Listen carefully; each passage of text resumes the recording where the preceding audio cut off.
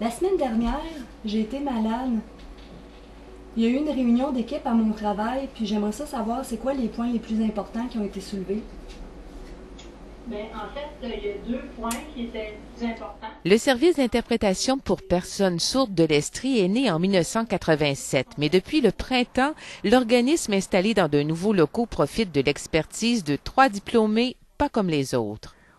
Moi, je vais dans les milieux d'emploi, j'évalue c'est quoi les besoins, je leur donne de la formation, qu'ils sachent comment utiliser le service d'interprétation webcam. Par la suite, je fais des évaluations.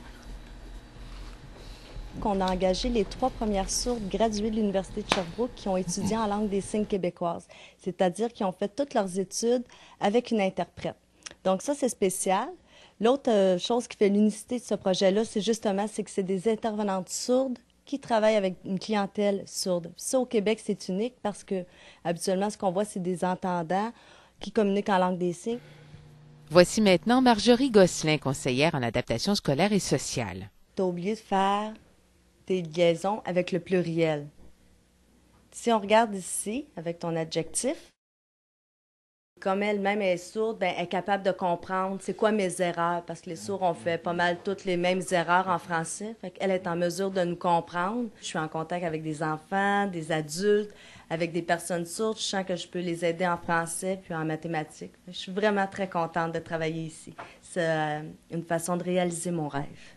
Entre 75 et 80 des personnes sourdes sont analphabètes fonctionnels et 75 décrochent avant l'obtention d'un diplôme d'études secondaires.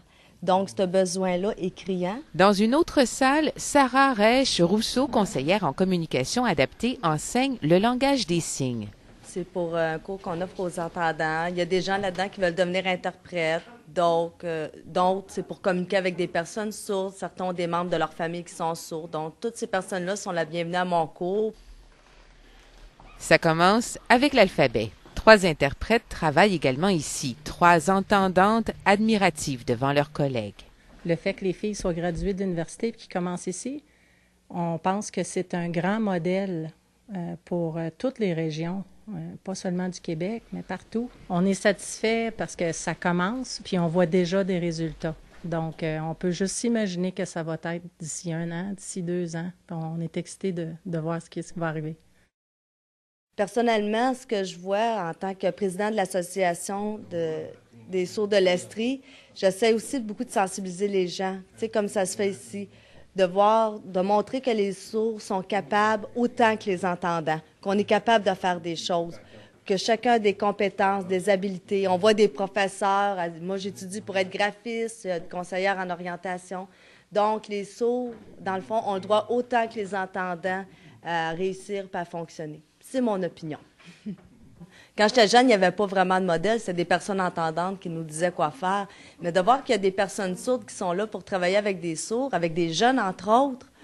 Donc, on se dit, ben regarde, ça, c'est un adulte sourd qui a réussi. Ben moi aussi, plus tard, je vais être capable, puis je vais être un adulte sourd qui va réussir. Donc, ça donne un bon modèle.